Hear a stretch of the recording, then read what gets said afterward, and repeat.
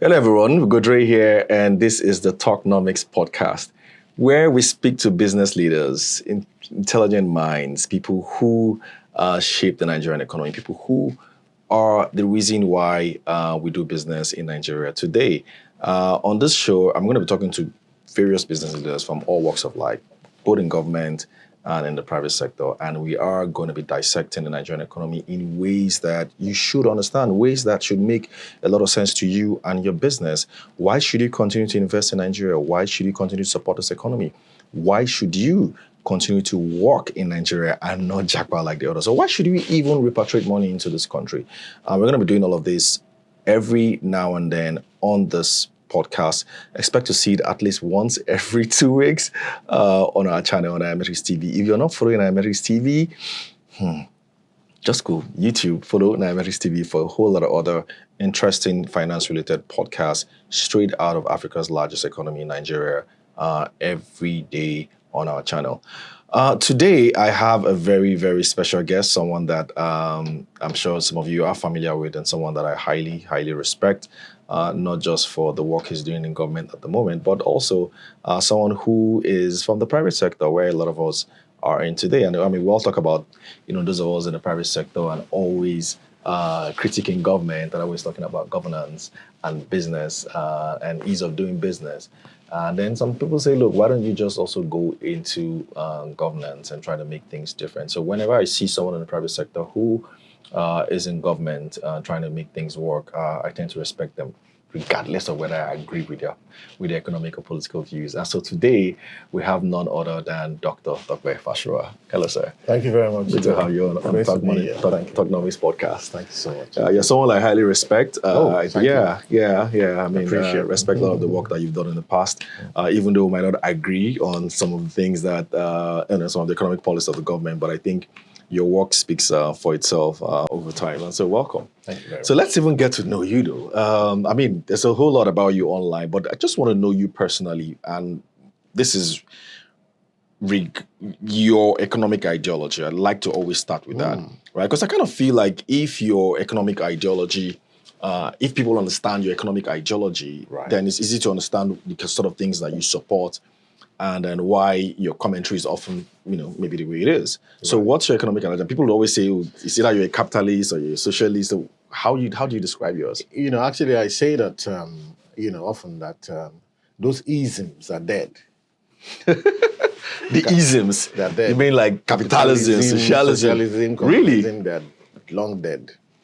What works is pragmatism. Well, it's also an ism, but it's about being pragmatic. And you see that countries, over time, they think for themselves. They do what's right. We're talking about the way, for example, the UK would look at their, workforce from time to time and determine that, hey, we need more people in social services. We need more social workers. We need more people who can, be traffic wardens, who can catch people on the street. We need more of those. We need more people in medical. We need more people in project management from time to time. We need more people in IT. And then they'll open up and get the best maybe from Nigeria, from Africa. And after 2 or 3 years, they close it up again.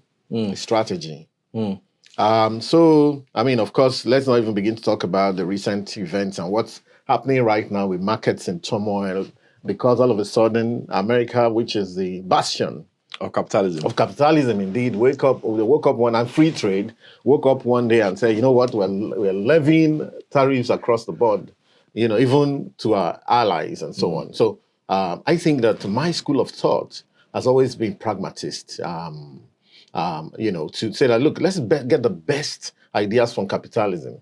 Let's get the best ideas from socialism. And I'll tell you some of the best ideas. So on capitalism, we have things like entrepreneurship. We need it. We have to use it. And Nigeria is a very entrepreneurial country. And our people are really very entrepreneurial. They want to go. And I was telling someone somewhere, like if you went to Liberia, almost all the banks, the time I went to Liberia in 2012, almost all the banks are Nigerian banks. Yeah.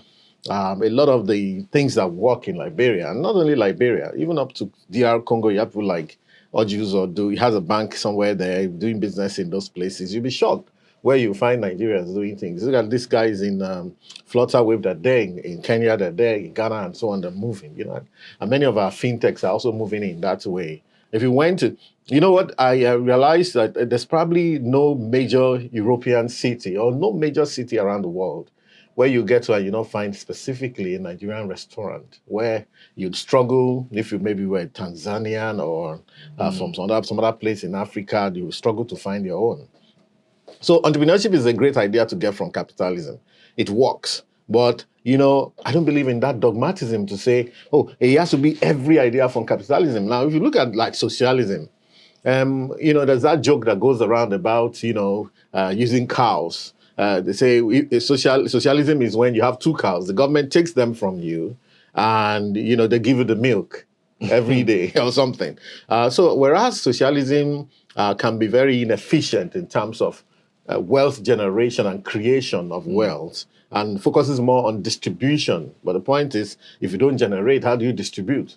However, one of the best ideas from socialism is to say that, look, you cannot leave the down and out. That, sometimes you just realize that it just doesn't work for some people. And you have to think about them as well. You have to look at equity somehow, not equality. Equity in terms of, okay, if people are down and out, you don't expect everybody to be big and strong and masculine and go-getting. Some people wake up, they're just depressed in a day.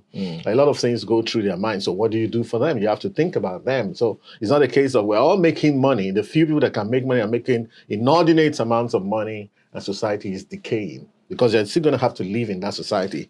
One of the things that happened to Nigeria over time is a scenario where because we're entrepreneurial, a lot of people have actually made that money, but we've also left quite a number of people in the lurch.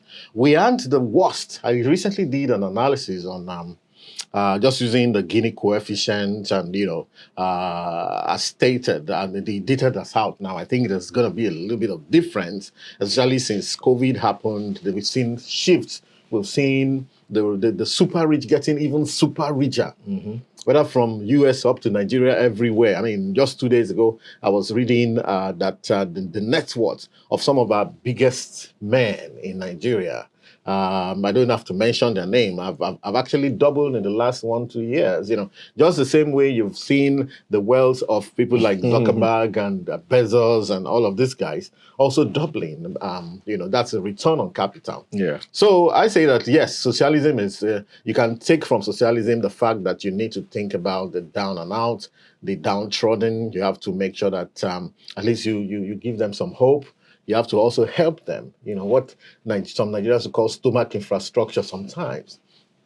It was when J.F. Kennedy was the one that actually brought that idea in the early 60s to say, you know what, we need to do something for the poor people. Then he was killed in 61, I think.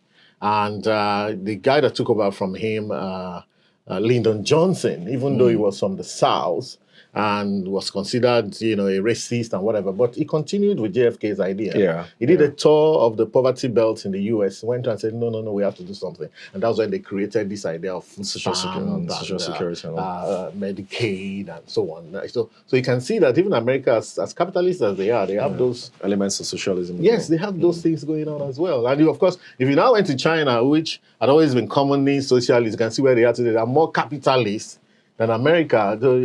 One person sang a song about 9 million bicycles in Beijing. I was in Beijing in October last year. There are no 9 million bicycles anymore. You probably will be counting the number of Rolls 9 million electric cars. And electric cars now, but a lot of Rolls Royce on the road, a lot of Bentleys, a lot of the latest car. And then now you have BYD, Build Your Dreams, fantastic electric cars on the road and so on. So things have changed. Nigeria, therefore, I believe we have to learn from all of this. And that's my ideology, to say that, look, you have to constantly be thinking for yourself. What seems to be clear is that every country tries to maximize. Call it their utility, call it their, for their own people. They seem to want to maximize and do what's best for their own people at every point in time. And I think that's what should be the case for Nigeria. All right, fantastic. I mean, good to hear where you stand ideologically when it comes to the economy. But let's segue now into Nigeria. I mean, you've seen a lot of reforms over the last a year and a half or so since 2 years, I guess, since almost 2 years since the current government came in. It's been very, very tough for a lot of Nigerians, very tough reforms.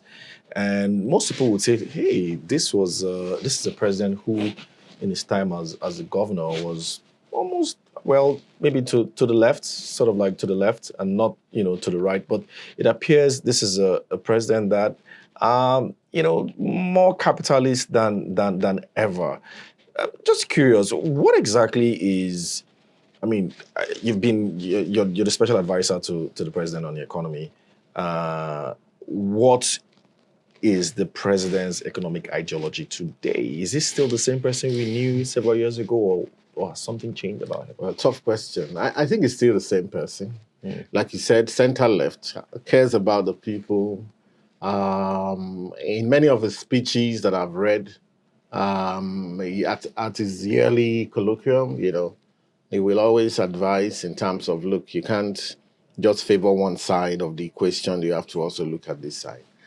Even though getting to become president, the game will change a little, because now you're looking at whole of economy, all the states put together. And the realities are different. I think it's still the same person. However, what he has done is he has done at least two very serious reforms. There's a third one, the tax one, which hopefully we'll see happen. What are the two? Of course, the one on the Naira and the one on petroleum. Okay. And he has done these two because they just needed to be done at that point in time. And I try to explain that he has a background in accounting. An accountant will always have his balance sheet in his head every time. I'm an accountant as well. So, that's why we don't lend people money, because he's sitting down somewhere in debtors account, and everywhere you're going, you're thinking debtors, where are my debtors, and so on. So I think he wanted to be sure of what we had. So before you see a scenario where you say, oh, NNPC has sold X number of barrels every year, but subsidy people have come and taken 70, 80% of the money, so there's no money.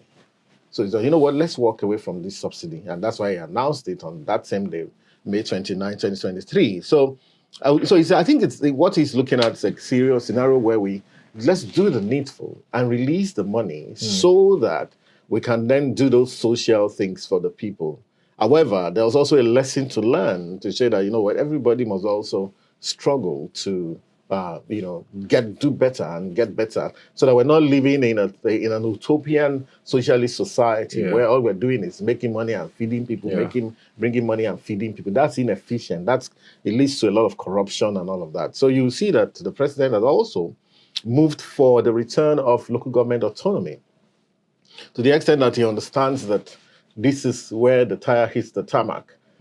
That's where the government actually touches the people. In 1999, I was still living in Lagos, and the president now was the governor in Lagos State. 1999, 2000, 2001, I was in Lagos. And I remember that the local governments were fairly independent in those days. I still remember I did one or two seminars for all of the local government chairmen. They came, the powerful people. They got a lot done. Of course, the challenge was they were accused at some point of just going to the council to share money. They kind of lost focus. So the governors hijacked that function. But now we're trying to give them back, knowing for a fact that 20-something years on, we have better ways of tracking. Okay, how the money is spent. And putting them under pressure. Whether it was from the government, that's not too strong, itself, but perhaps from many CSOs who have established, maybe like yours, who have established and developed the capability to follow the money, to ensure that monies are really being spent. So if we could really, and I think that's been done now, the Supreme Court has given a judgment, and I think we're going through the process of getting signatories, who are the real signatories. All the states have also had to conduct local government election in record time, and they have the chairman and all of that, so that the money can touch the people. So if you don't make the money, how do you spend it? So that's why I see that he still has that center-left ideology, but that these reforms are critical reforms that needed to be done. Everybody knows about the petroleum sector, and of course, I say the transformation that has happened in that sector now with the Dangote refinery coming on board, Port Harcourt. We hear that part of it is on board. Warri is actually gearing up if they haven't started producing yet. We have also the private sector players, Modular, Walter Smith in Owerri. We have one in Edo State, another one and a few more. And Bua are also still coming up in Port Harcourt. Yeah. So, and that has reversed a few things. For example, today as we're speaking, the last time I checked, the price of crude oil, Brent, has dropped from about 72 to about 62.97 this morning. Yeah. And I don't know where he is right now because it's moving on a second basis. But what that does for us is that luckily, because we have refineries whose demands for crude we can't even fulfill. So if there's a scenario where the price of crude tanks in the global market, and we don't want to sell, we have local refineries to supply to, and that should lead to a reduction in the price of fuel for the citizens of this country. By every means it should. So that luckily for us, we've actually overcome the curse of being a country that produces 1.2, 1.3, as at that time, million barrels of crude oil every day and couldn't refine even one. Remember, just about a year or 2 years ago, we couldn't refine 1 barrel. So now I think we've gone beyond that, and I think that's where so apart from releasing a lot more money to states, many of which are getting 3-4 times what they used to get in Naira, which we hope that, again, with due follow-ups and monitoring, we hope that we'll be able to see an explosion of rural infrastructure, all those little roads and so on. And I also have this theory that, that perhaps we should even start to involve the youth in the building of some of those rural infrastructure, for example, in electricity. Why don't we get the students of electrical engineering to also do some experimental infrastructure building near where they are? And we have about 150 or more universities in Nigeria spread all through the country, down to Maiduguri, down to Sokoto, down to Bayelsa, down to everywhere. Can we get them experimentally, just like the Chinese did? There was a time that we will reject Chinese-made products. We'll reject Taiwanese products. They were the epitome of fake. But today, you can't say that anymore. Even the US is shaking. Yeah. So if we could do that and say, okay, you know what, 300 level, go to that village, build them a solar power thing, with a little bit of funding, you two will get some experience, have something to write on your CV, and you pay them some token as students and get them to be mentored by big companies that actually are professionals, so they can have something on their CV. By the time they're coming out of university, nobody will say you don't have experience. So I'm thinking that could lead to even further. But doesn't that exist already? That's my question. I thought when you finish your O&D, the polytechnics, part of what you do is do that 1 year. It doesn't. In fact, part of what I'm saying is that it's going to lead to a change in the curriculum, because final projects should no longer be individual projects, should be group projects. So it's not a case of everybody goes on his own, writing all sorts of stuff. Is this a policy or just an idea? It's an idea, it's a policy I'm pushing in government, actually. So that, you need to see where they dump all of those blue-binded projects that we used to write. Somebody dumps them in the dustbin somewhere out there, be like, these are ideas, some of them. Not all, a few of them could actually change the trajectory of this country. Even small rural roads should be done by students of civil engineering and so on. Maybe 20 of them building a road. Get Julius Berger to mentor them if it's a big project. Show them how to drive the payload. Show them how to design the road. They can do that already. Designing of the road, clearing the road and all of that and all the layers. It doesn't have to be perfect. In fact, you can actually start from university campuses. I've been to some university campuses where you see craters on the road, and the VC is busy begging them in the federal government to say, there are craters on my road. You have students of engineering. I'm saying that is the next... Without practical knowledge. Do they have That's how they're going to get it. That's how they're going to get it. I say start from university. Let them not do it well. We know what one of the things you're going to face if you do this idea is that you're going to find out that even the academia itself is flawed. Because a lot of the professors who don't have that kind of experience will fight you. And so on. And of course, they have issues of accountability. I see that the Minister of Education just gave an order that they should now make all of their finances, publish them and all of that. They oughtn't to be told, because the academia is the last bastion of integrity. Everybody believes that every professor, he knows what he's doing and is clean. But apparently, sometimes it's not so. But this is not to criticize them. I'm just saying that there's a whole lot we can do in this country. By being pragmatic and thinking deeply about our problems, and also beginning to prepare the young people of this country to take things over fully. Okay, so you did mention 3 strategic reforms. Oh, yes. Yeah, so you said I mentioned energy reform, which is fuel subsidy removal. exactly. You mentioned Fantastic. forex reforms, Forex, and then the third one is reform. tax. Yeah. So, so at least the top two, the first two reforms are already ongoing. Absolutely. We already have energy reforms. You may want to add the reform around the ways and means, which I think is also significant because so fiscal policy reforms. Yeah, as fiscal. well, Yes. Okay. Even though it's sitting in central bank, but no, fiscal policy reforms outside the central bank. Anyway, so okay, so ways and means will be under central bank reforms, which is monetary policy reforms. Now, so for all these reforms, so energy sector reforms, fiscal policy reforms, central bank reforms, of course, which forex is under, and tax reforms, which is all part of fiscal policy. What does this, like, for a regular guy on the street? What does it mean for him? Like, we've done energy reform. We're currently doing energy reforms, right? Fuel subsidy has been taken off.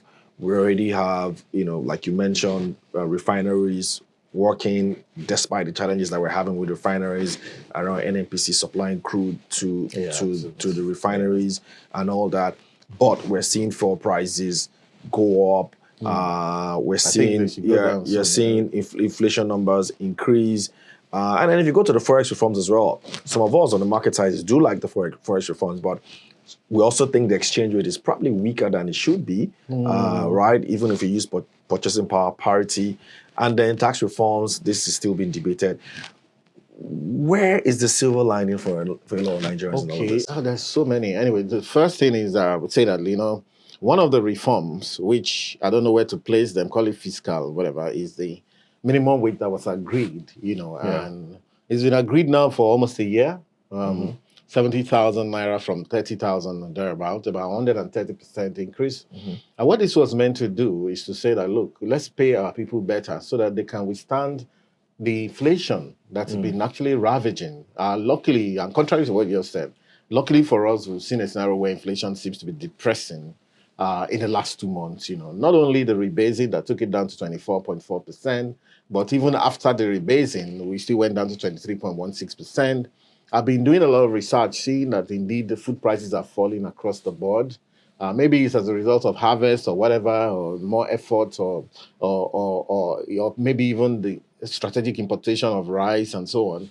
But the thing is, from all of the media I've been reporting, and I also do my own market survey, that food prices are falling. If that's the case, and food is the chief driver of our inflation, I'm hoping that the next number that will come out on the 15th, maybe go down to 22% or 21%. So hopefully inflation is dropping. Now, however, inflation has had tremendous impact over time. People have had to delve into their savings.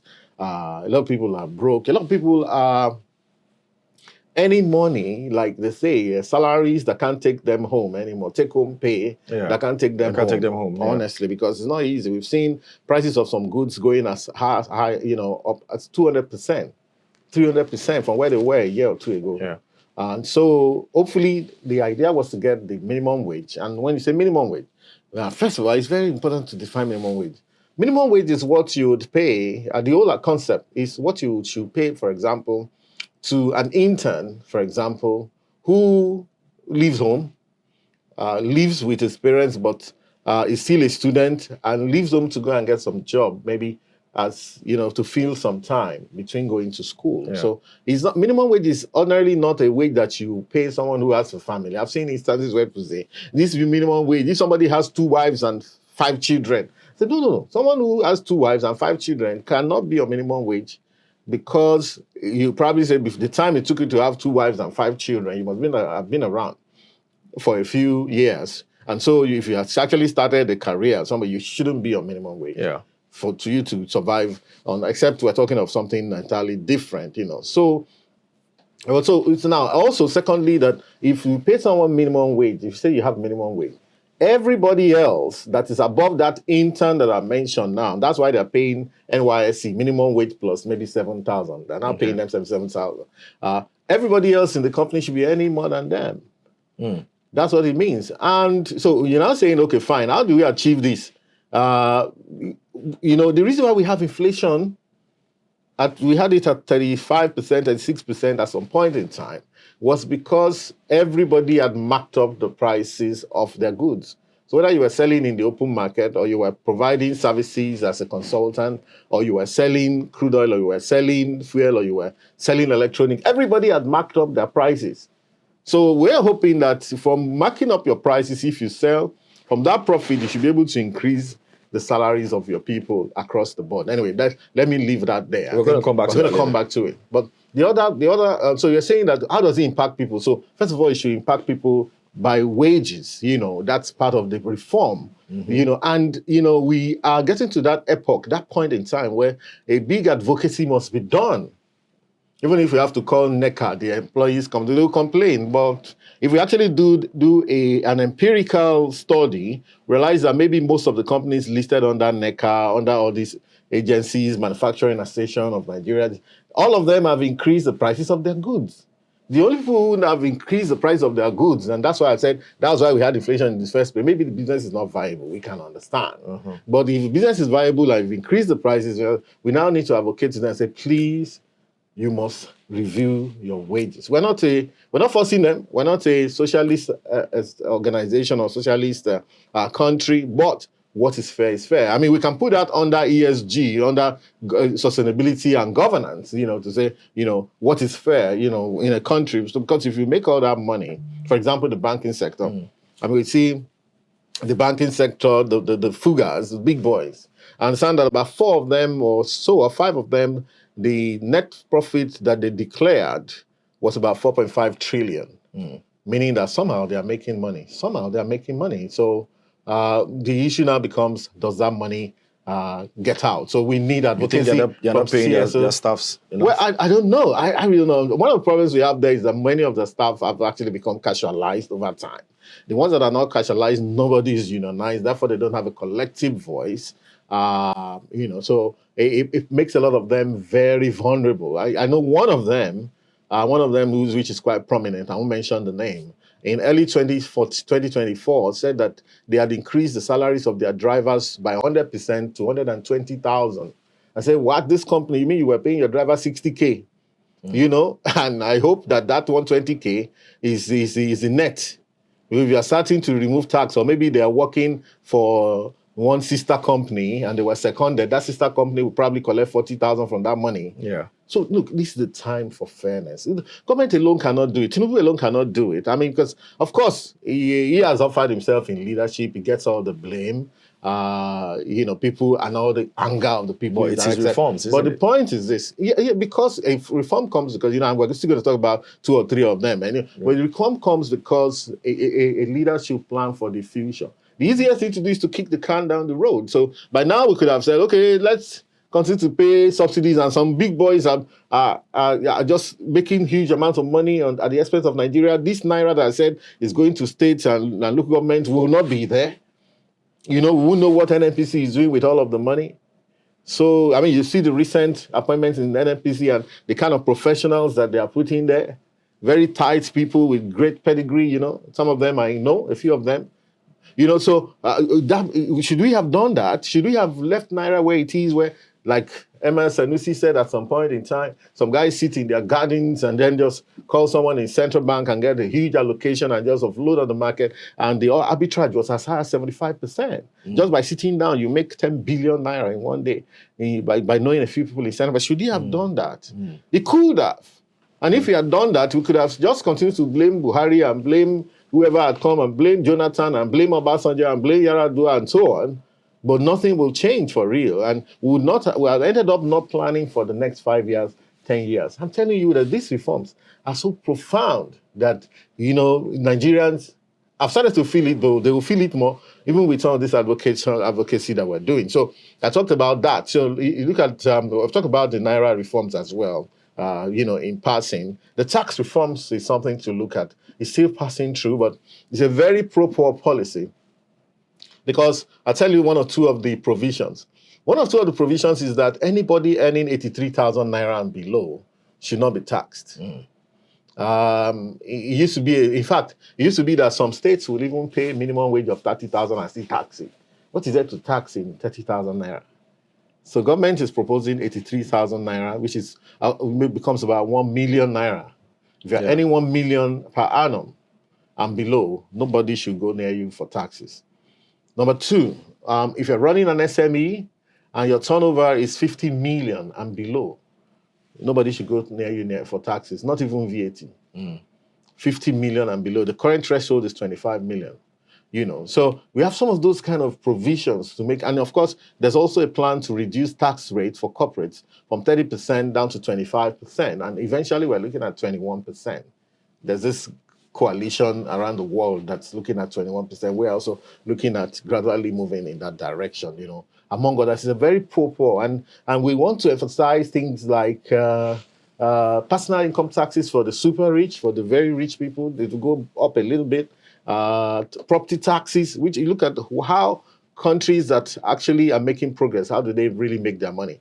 That's where they make their money. They don't tax their companies to death. They tax consumption. They tax wealth. They don't tax poverty, So hopefully that will go through, subject to one or two panel beating in the National Assembly, if I may use that word, So I see all of these as, let me quickly talk about the Ways and Means reform. By the time we came, so first of all, remember that there was a COVID in 2020. Yeah. I tell people, I hope people don't keep misinterpreting what I say, but I will say them all the same if they're true. So in 2020, there was COVID, and then that took us into 2021. Up to 2022, if we remember, there was a time that we couldn't travel freely. Yeah. The whole global economy was shut down. For at least 6 months. Some people couldn't go anywhere. Yeah. Now, that means that companies were shut in. That led to scarcity of goods. That led to inflation. And sometimes the inflation doesn't come immediately. And then countries abroad, even when people were sitting at home, they started issuing checks and sending to them. Yeah. So that they can find ways they can sometimes escape to the nearest Walmart or Tesco and shop with that. In the US, it was $1,200 per family. In the UK, it was £700. In Nigeria, there wasn't anything that structured, but a lot of money was also spent by the CBN then and sent in different directions, supporting health sector, supporting agri sector, supporting this sector, supporting manufacturing, supporting aviation, and that's what added up to all of those monies, apart from the one that the federal government was leaning on them to get to even pay salaries. Yeah. Because there was no money to pay salaries of soldiers, of policemen. And that's what added up to about 30 trillion. And of course, this government came and said, you know what? We need to resolve this because it was ultra-vires what the central bank should be doing. And so we put ourselves under immense pressure to start to pay down on some of these and to securitize a chunk of it. In securitizing, basically what it meant was that this has been but basically reclassified in but just to take you on this, and then just to learn that most of the other big countries that we that also did all of this under COVID have not been able to resolve what they gave out the way we have, because the Fed is sitting on almost $6 trillion. That was $60 trillion that was spent in that same era. The Bank of England, what they did was for all the COVID spending, they bought all the bonds and warehoused them. It came to about 500 billion pounds. Recently, they started to say, you know what, we have to start, paying down this monies and, releasing these bonds and getting money back. And it costs a bit of hoopla. So it's not easy. So when you have such an event happening, which had never happened in the history of man, why did I say so? That even in 1918, 1920, when we had the Spanish flu, first thing, the world wasn't this globalized. Nigeria probably didn't have an economy per se. We were still under the colonialism of Britain and so on. And ditto for most of Africa. But this was the first time in a globalized world where even things like SWIFT, which connects everybody, everything had to shut down, the whole financial system, bankers sitting at home. This was the first time. So sometimes it takes some time. Nigeria has tried, but for even big countries, in part, that's part of why Trump is doing what he's doing. I must tell you, sometimes it takes 10, 20 years for them to recover. Okay, so, still on these ways and means, I hear most people in government, particularly this particular government, look back at ways and means as some sort of aberration. But at the time, a lot of the people in government today did support Ways and Means. I mean, they were there when all this happened. It's still the same political party. It's not like it's a different party. You basically just also explained what Ways and Means was used for. It was used mostly for bailouts. It was used to fund different sectors of the economy. So, are we saying now that in hindsight it was an error, or are we saying that, well, it did happen because the whole world was doing it, there was no other option, but now we're trying to correct it? Because I seem to be a little bit confused when I hear people in government talk about Ways and Means. I've even heard that as well from the central bank. So what exactly was the issue? Is it that should we have allowed the country collapse? You know that the sense of 2020 vision, hindsight, the perfect vision, but usually better after the fact. Yeah. And when you're there and when things are really on fire, you have to do what you have to do. So whereas I'm not excusing Emefiele and anything and all of those people who he worked with, and of course when you have that kind of as well, because the president was when you have that kind of there. scenario, you know what rides under? A lot of corruption hides under. Yeah. Because money that doesn't have accounts. If someone says, look, that's the thing that happens in wartime. And I said COVID is some sort of war. I even wrote a book about it, which I titled COVID World War III by Another Means. It was fought in the health sector, but it was actually World War III. So I saw that in a wartime, a lot of things ride under war. They said the first casualty in war is the truth. So every other thing is. So when you say, let's take out this 10 billion naira to go and help our people because they're dying, they need vaccines, they need whatever, Out of that 10 billion, you'll be lucky maybe 5 billion makes it there. The rest disappears. That's what war does. That's why some people get extremely rich in wartime, So I've just given you my economist, honest economist. So in hindsight, do you think it was wrong? I don't think it was wrong. The option would have been that everybody dies. We didn't know the option would have been total cataclysm because, imagine if we couldn't pay salaries of soldiers and police when they use their gun and face all of us. Imagine you can't pay their salaries and they were really hungry. So the problem was basically just how. So it was just I think we should see it as a world war. Indeed, that's what it was. And those who were there did what they needed to do. Yes, there were excesses. Yeah, there was fraud. Yeah, there was corruption and all of that. But I don't know if if they did it in the whole of Europe, the same thing. And this thing I'm telling you, if you just do Google search for Fed balance sheet, the US Fed balance sheet, if you did a Google search right now, you will see the spike. In 2020, 2021. If you did the same for European that's what Central led to Bank, global inflation. Anyway. Banking, exactly. So later on, you now have, and they had this global inflation, the cost of living crisis, which Nigeria, usually we would have our own, there's be a lag of maybe 6 months, 1 year. Part of what we went through as well. They saw inflation at 11, 12%, which they hadn't seen since the end of the Second World War. That's what they saw in those countries, those big countries, and also we have seen our own. So many times I try to appeal to people when we complain. So you have to take a historical view of economics. Okay, sometimes you have to take a historical view to know where you're coming from and be able to explain what's happening in the present. So history not only tells us where we've been, it tells us why we're where we are today, and it tells us where we need to go. So unfortunately, economic history was cropped out at some point in time in the curriculum. For those who want to help themselves as economists, you have to study some history on your own. I studied a lot of history, either economics or otherwise, and I'm able to make sense of most of these events. Okay, so let's segue into jobs. I think you talked a lot about jobs, and a lot of people would say one of the casualties of the reforms at the moment is jobs.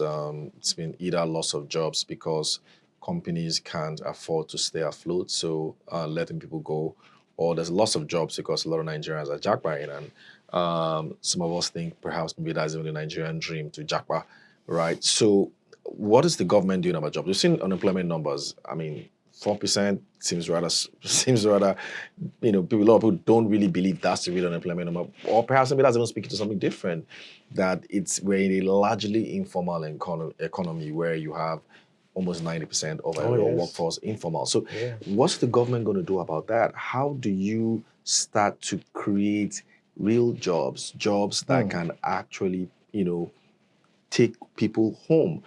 right? What is the government's approach towards job creation in Nigeria? Because I don't seem to hear that a lot from government. In the age of artificial intelligence that has come to take our jobs.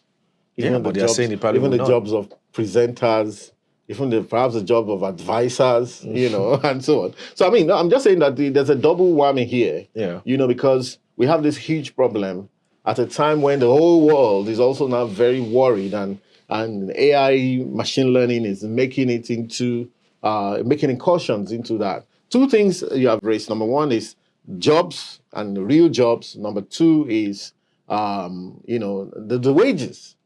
If I look at the wages first, I'm saying again, I want to repeat it, and I think that's my very key message. Please, any company that is viable, you have to do better for your staff. The CEOs and captains of industries must think about this. It's about governance. You can't bask in so much wealth creation and doing well for yourself, or your company is doing fairly well, or even surviving, without thinking about those who work for you, those who are vulnerable, who work for you. The truth is, inflation is real. It had come. Luckily, it's receding now, but many of these people are struggling, and it's a shame to find anyone who is working in an organization and is still earning what they were earning two years ago. And this also, even to state governments should also do the needful equally everywhere, every level of government. Companies who haven't raised salaries in the last 2 years, it's a shame, basically. It's a shame. No, we need to lean on them, even if they don't have to be organized private sector, even MSMEs. The whole concept of MSMEs, the micro, in fact, most of them are nano, micro, small, medium enterprises. And these nano businesses and micro businesses, they make up about 99% of all the companies in Nigeria. I mean, if we're looking at 41 million of companies, there are about 41 million NMSMEs, especially N and M, the first M, so we also, they can do better as well. Yeah.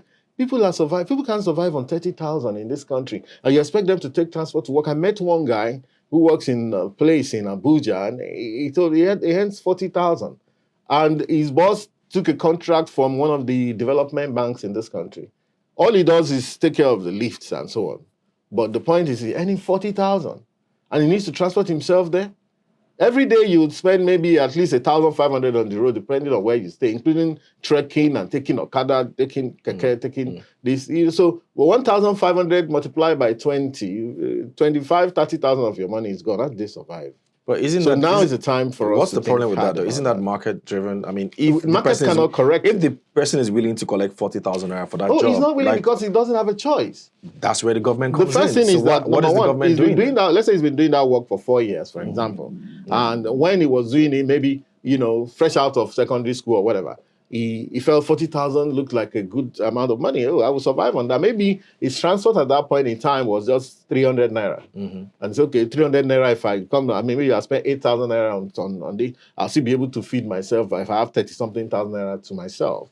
But the story has changed. I'm saying that the wage curve must shift out. In economics, we're not talking about rebalancing the wage curve, wage versus the labor and so on. We're talking about the shifting outward because something significant has happened.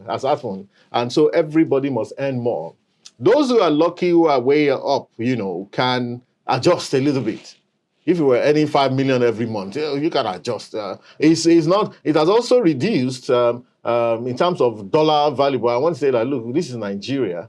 We spend naira in Nigeria. Let's focus on Nigeria. Let's buy Nigerian. Let's support our own economy from the ground up organically.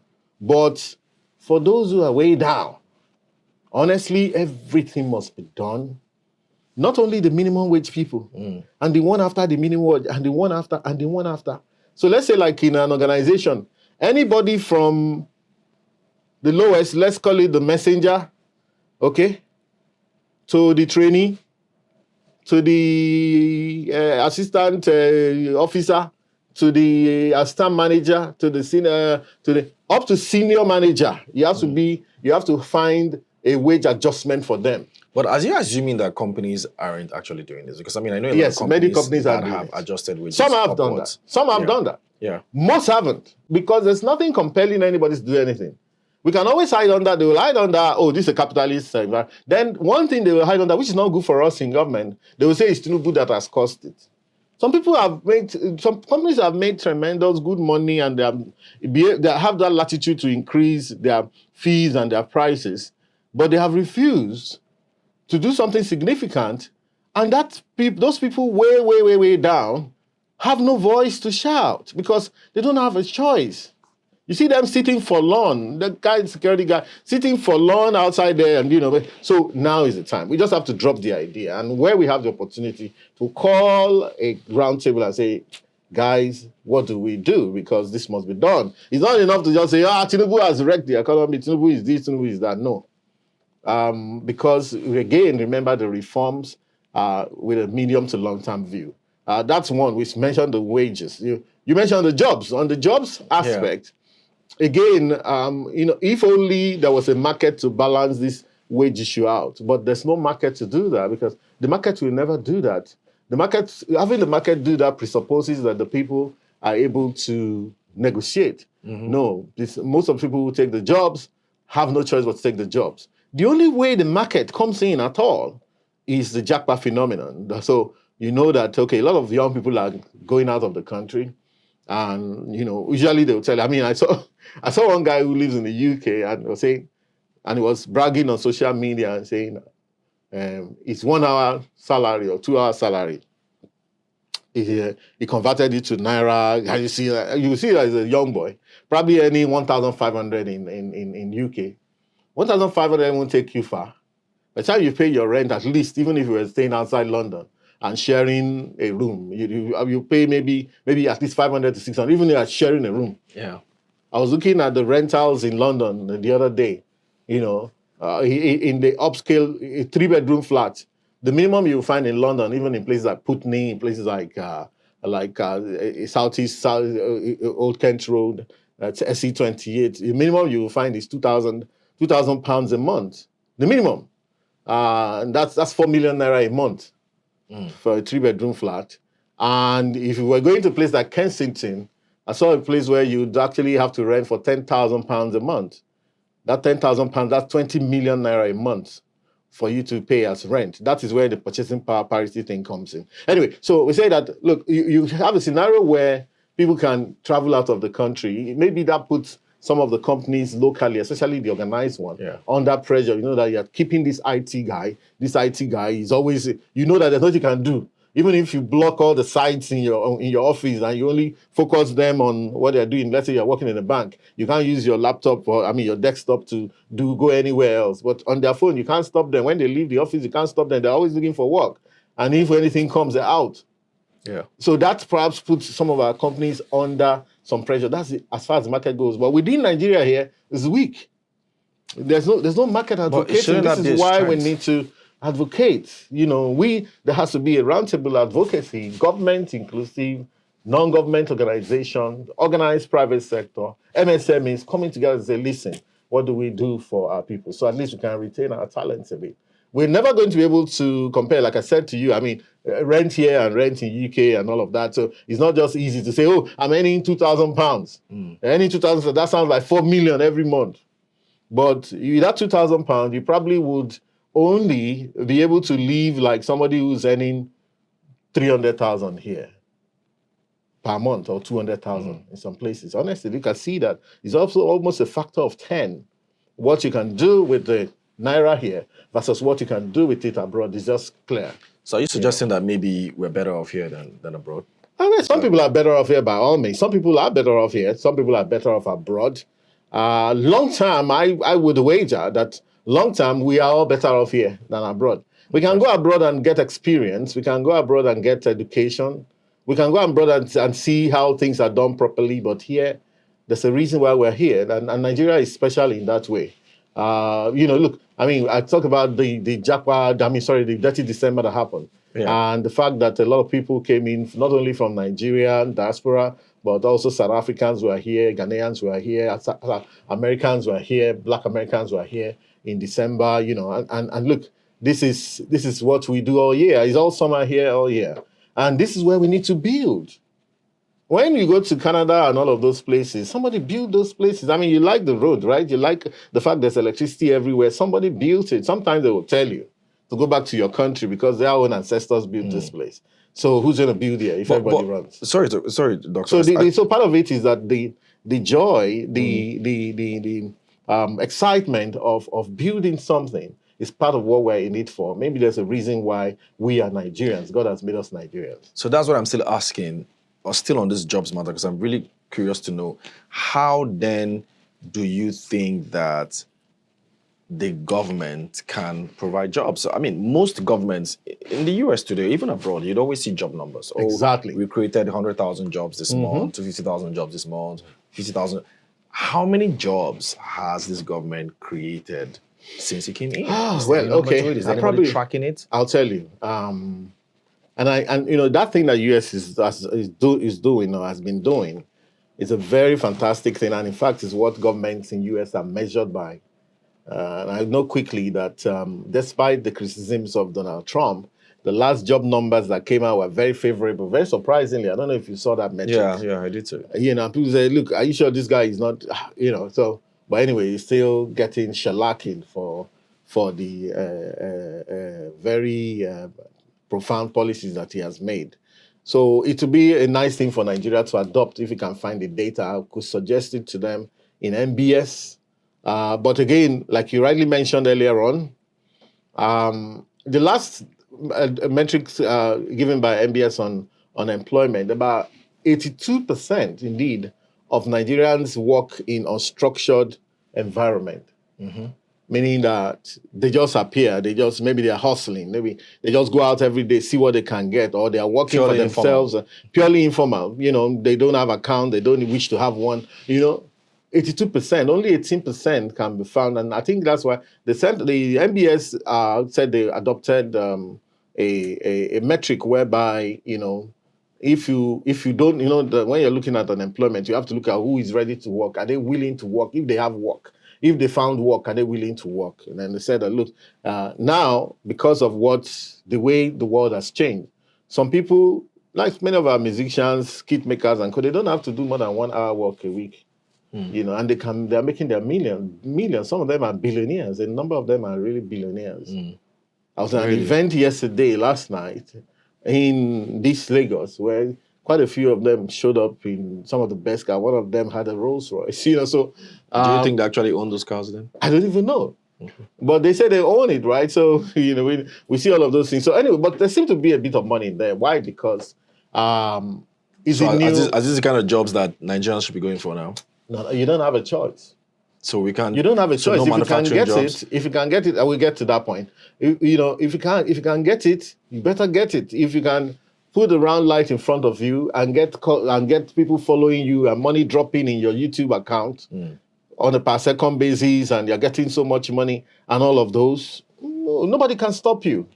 And you decide that why would you leave that and go and work on a factory floor?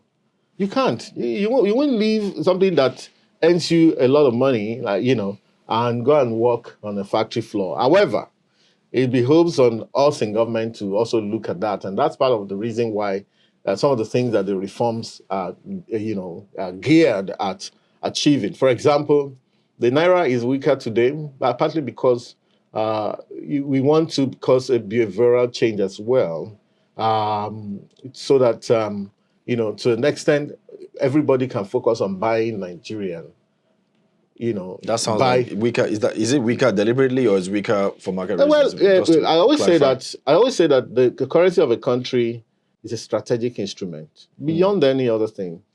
Yes, it's part deliberate, part market. The currency of a country is a strategic instrument. It's not something you just allow to just behave anyhow. You see that central bank intervenes in the market from time to time. What you don't want is daily intervention, pursuing or having some sort of ideology to say this currency must not pass this level, it must not go this level. No, a central bank shouldn't be saying things like that. And luckily, the new central bank under Mr. Cardoso, you see that they say very little. It's just like the Greenspan era. Say very little, act on the ground. Once in a while, come out, make a statement. withdraw because your work is kind of collegiate. You're supposed to be some sort of ivory tower, So the currency of a country is a strategic instrument. We were too much on the importation side. I'll give you some statistics in terms of our import, okay? Before we have this Dangote, we're going to see the numbers. Maybe the MBS or Trade Ministry will release soon, maybe for how it went in 2024. But before we started having working refineries, our biggest import used to be petroleum. And petroleum and gas and other related, at least $25 billion every year. That's the biggest. Then you now have other things, like I mentioned, like 10 of them that are in the billions. So after petroleum and gas and oils and so on, 25 billion to 30 billion every year. You have things like wheat, about 3 billion to 5 billion. You have things like plastic, about 2 billion. You have other kind of chemicals, about 3 billion. You have cars, about 3 billion to 4 billion every year. You have all sorts of things, so even apparel, about 1.5 to 2 billion. Apparel, just to close. Is this when you say billion? Is this in dollars or dollars every year? And that's what takes almost all our money. Every year you have things like apparel, you have things like computers and all this kind of thing. Even photographic material takes about 1.5 billion. You can actually check it as a 2023, 2022. Photographic materials. So you can see all those things in billions. Even fish, about 1 billion, and crustaceans. Yeah, but we don't make those things. Just a minute, I'll tell you. This is importation. Fish. We make fish here. Yeah, but not. Are we optimizing? Can we meet local demand? Let's optimize. We're not even optimizing our shore, whatever. So this is part of what will drive us in that direction. So even fish, even milk, about $1.5 billion to $2 billion worth of milk every year. Even meat.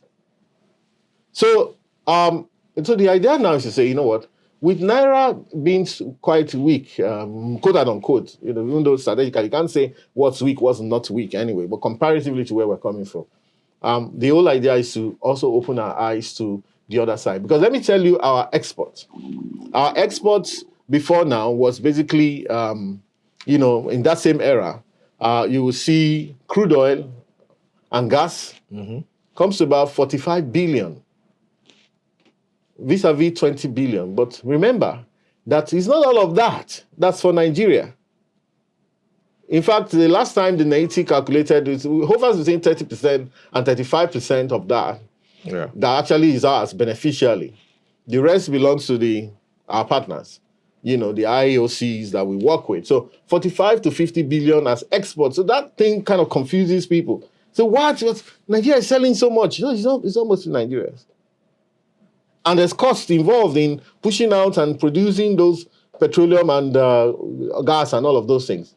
The next item you'll find is fertilizers, about $1 billion worth of fertilizers. The next thing you find is cocoa. Yeah. About 600 million. You can see that in 1, 2, 3, 4, we've actually dropped to the millions of dollars. When on this side, I counted 10 things that we import that are in the billions and billions and billions, and I could count another 10 actually if I had a bit more time. So part of the idea is to say, there's a lot we can do. Things like fishery, what can't we? Things like milk. So there are a few companies that are doing some of these things, perhaps by necessity, but they're also making their money in spite of the exchange. And in fact, we actually have started exporting. There was a metric I saw recently, a couple of months back, about some of the FMCGs in Nigeria and their incursion into West African countries, up to Cote d'Ivoire, up to Mali, up to Mauritania. Some of the local producers of things like toothpaste, they're now more aggressive in pushing things out. Things like toothpaste, like Family Needs. I think one of them is Daily Need. This company called Daily Need. Pushing, and then there's another one called Wemi Industries. The free advert. Yeah, but it's important to look at some of these few companies and also support them, and also encourage people who can get in there beyond commodity export. Our commodity exporters are making considerable amount of money now in cashew, in sesame seeds, in cocoa. Cocoa was the best performing crop in the year 2024. It did better than gold as a commodity. in terms of returns that people get there. And it's still ongoing, but we need to be careful about this year because I understand that Cote d'Ivoire suffered some drought. And so the price of cocoa will go up further because Cote d'Ivoire is the biggest producer. Yeah. But if you look at the weather patterns, it kind of shifts from west to east. So whatever they suffered in Cote d'Ivoire may roll over into Nigeria. So we have to be careful about that so that Cote d'Ivoire is doing almost times 7, times 8 what we're doing in terms of cocoa. All right. We can't afford to go down. So in terms of work, yes, there's a delivery policy that we could have. And this kind of debate is also very important to say part of what the president wants to do, like he said, he's always been big on value addition, on industrialization. It sounds archaic. Just like Donald Trump is trying to bring back the industries into the US.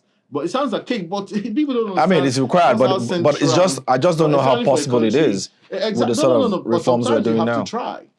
Sometimes you have to try. Okay. I mean, for sake of time, Dr. Fasua, if for the investors watching today or people who are looking at this economy today and have decisions to make whether to invest or not, or whether to do business or not, which areas can you tell them, you know what, based on what we're doing today in government, based on some of the reforms that we're undergoing, where should people put their money? Where should they invest in? Are there any businesses today that you could put your money in and that government policy or is driving it? I mean, just to give you an example, a few years ago, or in China or even in the US, it was pretty obvious the government wanted renewables to drive the economy. And so there was a lot of investment in that sector because of a lot of the incentives that their governments also provided. So likewise here in Nigeria, which sectors does the government want people to get into? Is it manufacturing? Is it agriculture? Where?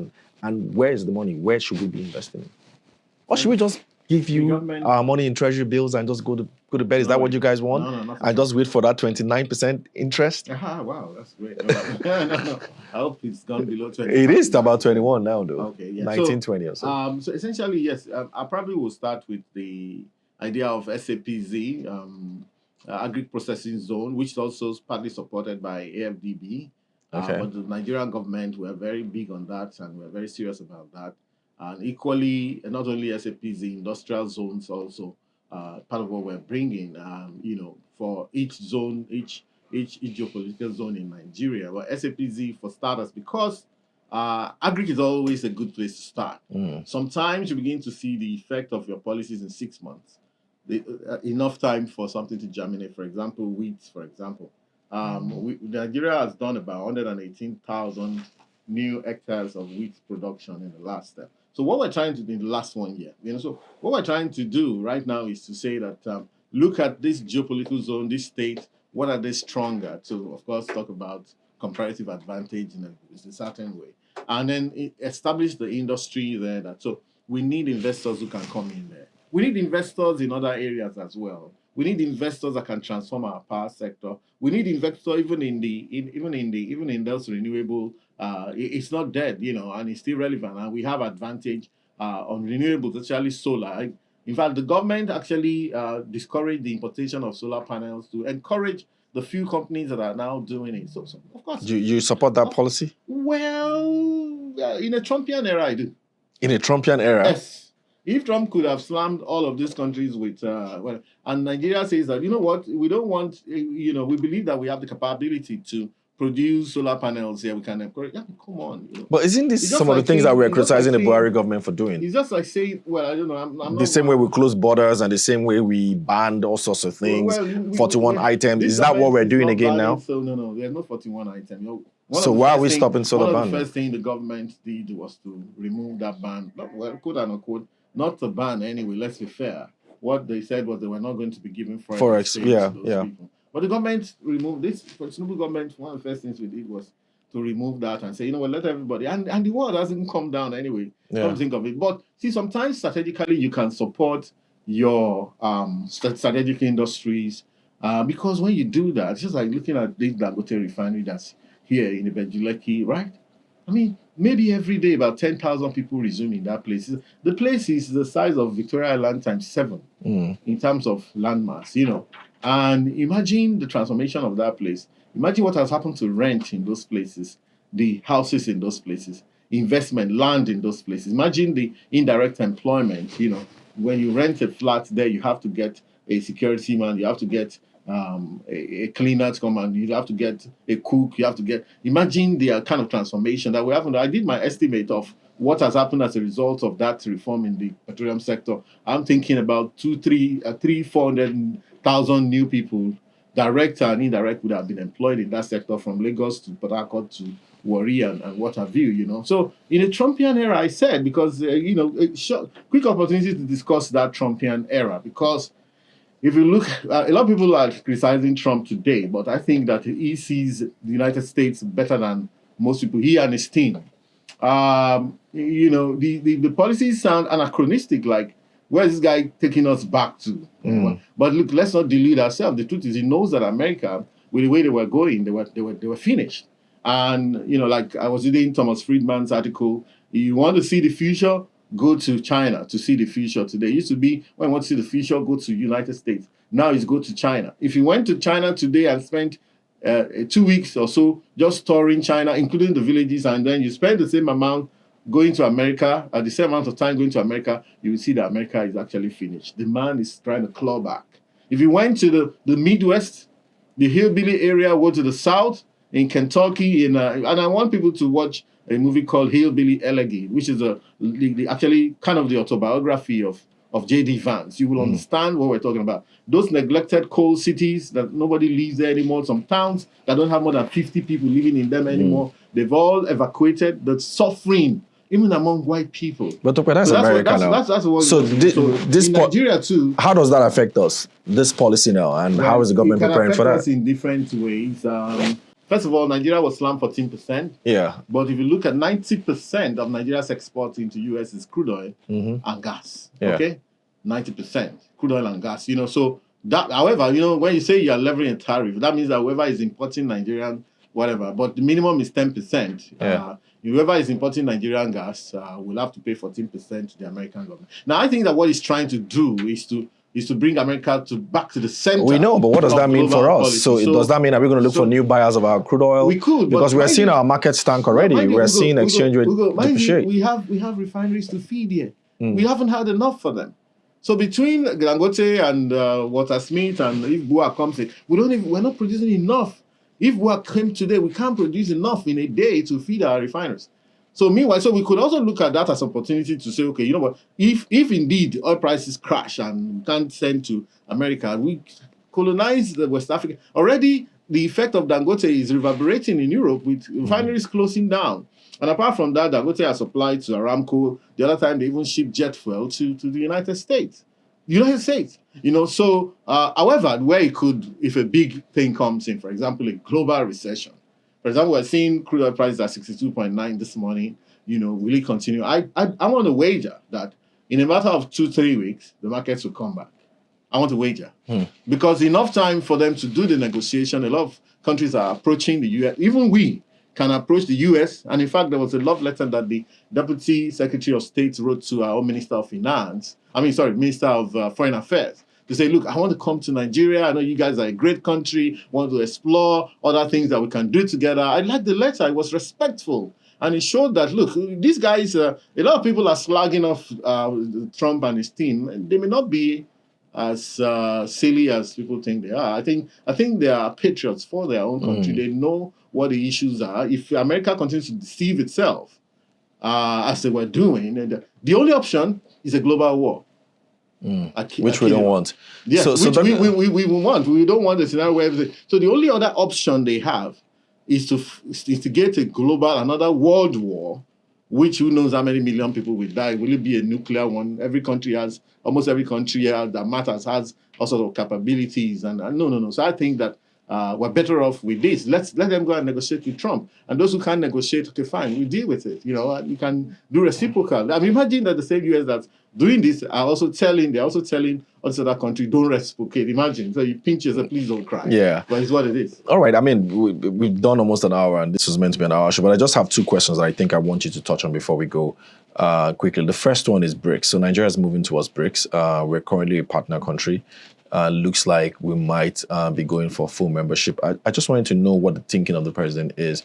Where does he think the advantage is for us in an increasing polarized world? Are we about to upset Donald Trump that you're just talking about now? Or is this part of our own national economic interest? Has an American upbringing as well. Okay. He's a Chicagoan. So, and also a very strategic human being. He won't make noise about it. He's not going to go about annoying America or anything, You see that we're very stealthy.